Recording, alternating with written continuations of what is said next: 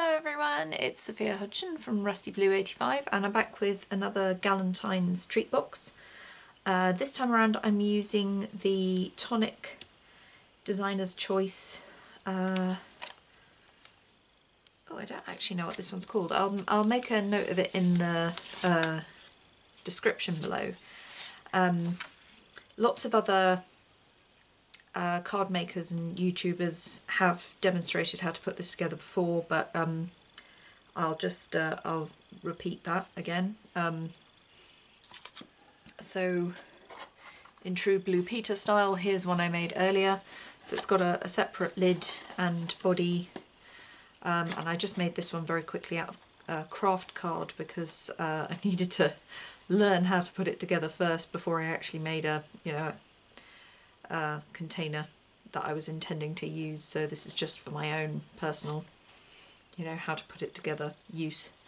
And as you can see, it's a really decent size in terms of being able to fit things in. So I've made a few things with this before, including a Halloween cup and a Christmas one that I haven't made YouTube videos with. So this die set came out in 2020. And to put it together, if I just pop that aside, so to make the body you'll need this die and you'll need 4 of those, so that there, and I've cut 4 of these already. I cut them off screen so that I would be able to save some time, and I cut them from Stampin'UP Melon Mambo card. And I've also just decorated them very quickly with this Posca paint pen to get some little hearts on there. You do whatever you want to do to decorate these, so if you want to stamp on them instead or just leave them a single colour, totally up to you. So they've got all of these little tabs, and I've just put some double-sided tape on there.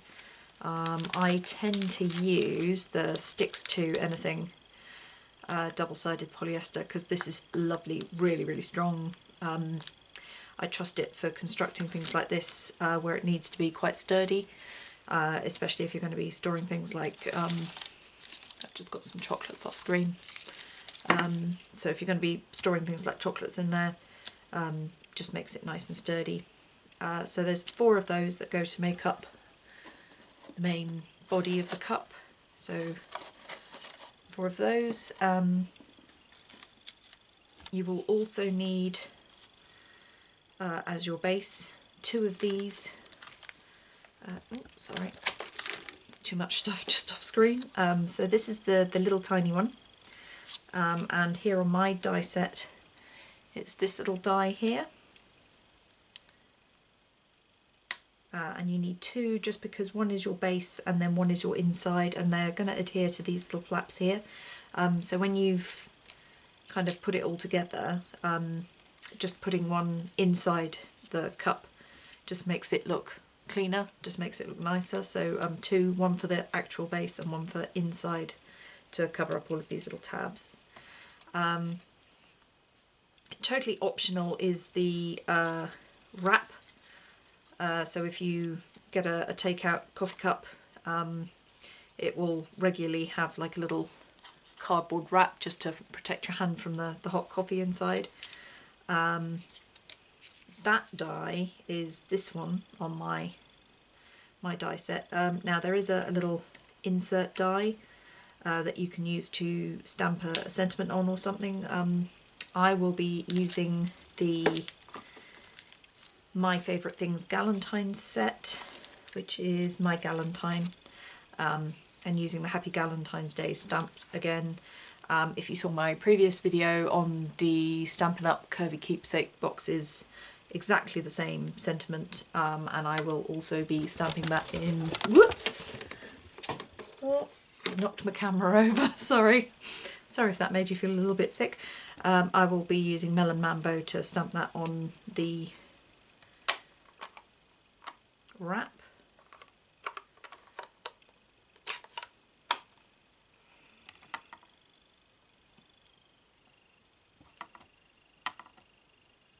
So just inking that up.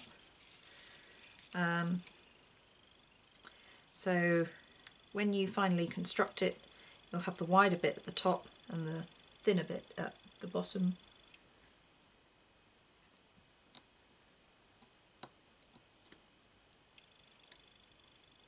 There we go. And that will just wrap around your coffee cup with all your little treats in. So next I'm going to go to VoiceOver and just speed up the construction of making this coffee cup, this takeout cup. And I hope that you enjoy this video. Hello, so this is VoiceOver Sophia. And I've just sped up all of the footage because otherwise we would be here for hours and hours and hours. So first things first, you want to score all of the score lines that are generated by the dies. So on the body panels, it involves the score lines down the side. On the little flap, the tiny tabs on the bottom that are going to make the base, and these little flaps at the top that are just there for construction purposes, really. They're to reinforce the top, which is going to get the most wear and tear and just make it that little bit stronger. So peel off all of the strips on your side tabs so that you create the main body of the cup. And just before sticking on the last one, what I like to do is try and adhere the inside base to all of these little tabs at the bottom. It is quite fiddly, so you may not want to do it the same way that I do it. But I just use my reverse tweezers and some wet glue, just because when I was making the craft version of this, I constructed it using the outside version, the outside base, and then when I tried to put the inside one in, it was so tight that I couldn't actually get it in, and I really had to shoehorn it in. So I do think that using the inside hexagon as your base as opposed to the outside one means that you don't end up with that issue. So everything all kind of fits together. It's the right size. But as I said, it is a little bit finicky. As you can see, I'm trying to get that all to work.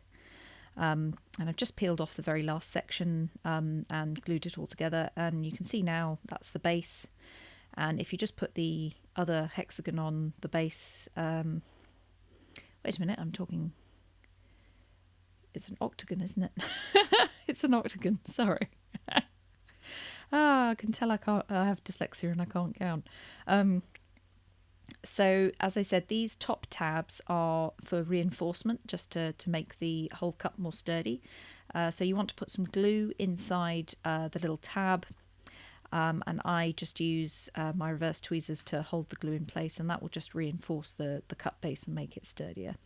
So we've moved on to the wrap, and again just reinforce the score lines that are made by the die on the little tabs, and curl it so that it's kind of curled, so it's more kind of rounded, and then just adhering all of the double-sided sticky tape.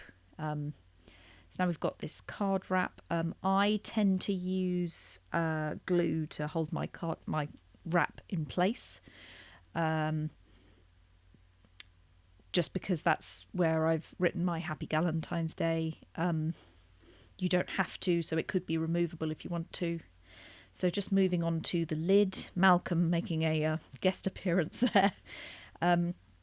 So to make the lid, you will need 4 of these kind of triangular pieces, 4 of the side pieces, 2 lid pieces, and 1 of this kind of hexagonal, octagonal even, outer piece. So all of those bits can go to the side for now, and we're just reinforcing the score lines that are made by the die. You do this for all of your pieces, and this is on the kind of triangular bit. So this is going to be the top section, which you can tell from the little hole, because that's where your straw is going to go. All 4 of them are identical, just so that you don't have separate dies. But once you've put the top section and the bottom section on, so we're just going to glue this little nubbin, the little triangular piece that's in the middle of that piece, and just hold it with my reverse tweezers, and that starts to get all 4 pieces into shape. So we're going to put glue on the reverse of the die cut side of this bottom piece. Try not to get your pieces in glue like I did. So that's the reverse. So the nice side is going to be on the bottom. And I'm so sorry I'm off screen for most of this, but you're just adhering all 4 pieces onto the lid, and they'll create a perfect cross if you've got them all lined up properly.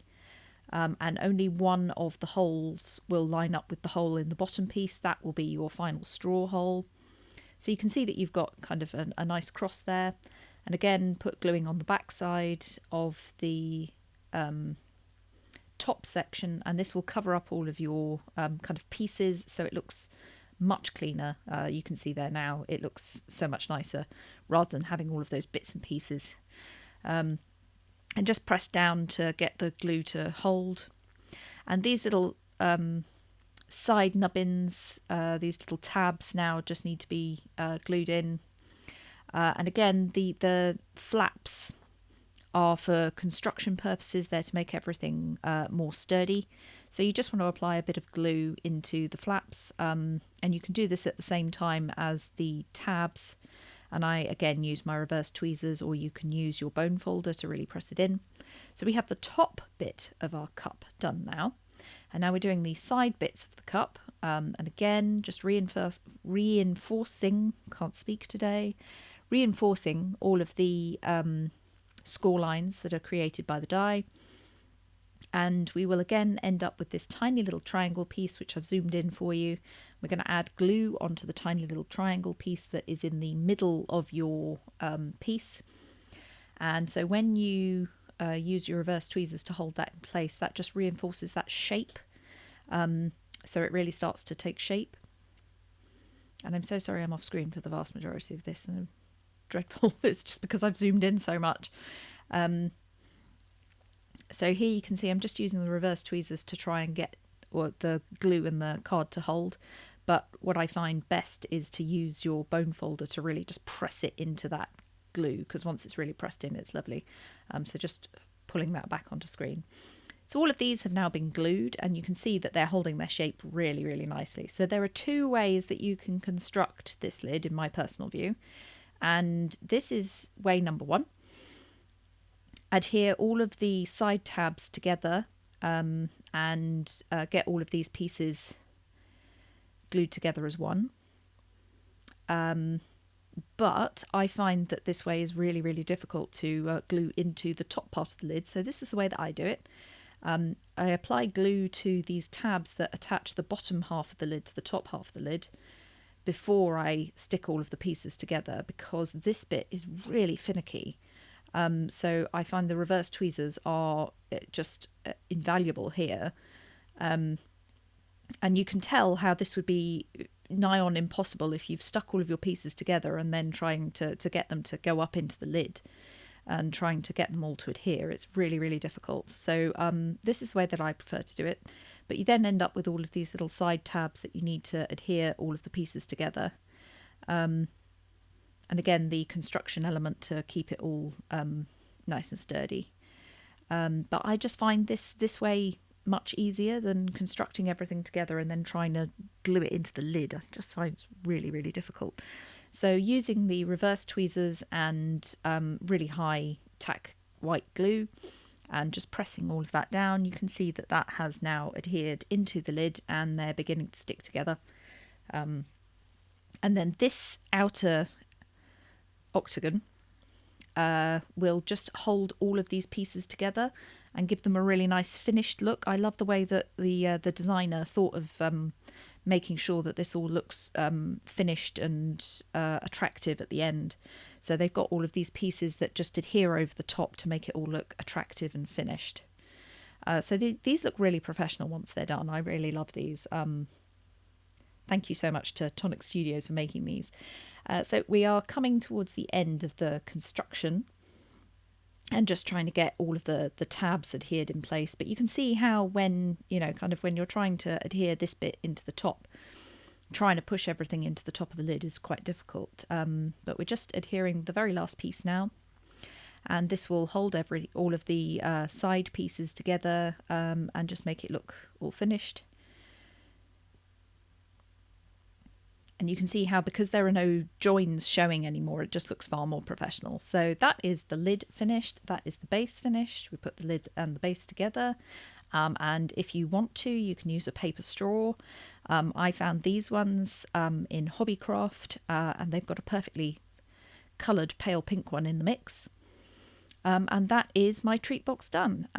Thank you so much for watching this video to the end. If you don't already subscribe, please do consider subscribing to see any other videos that I make. If you liked this video, please give it a thumbs up so that I know that you like my content. And I hope to see you again soon. Take care. Bye.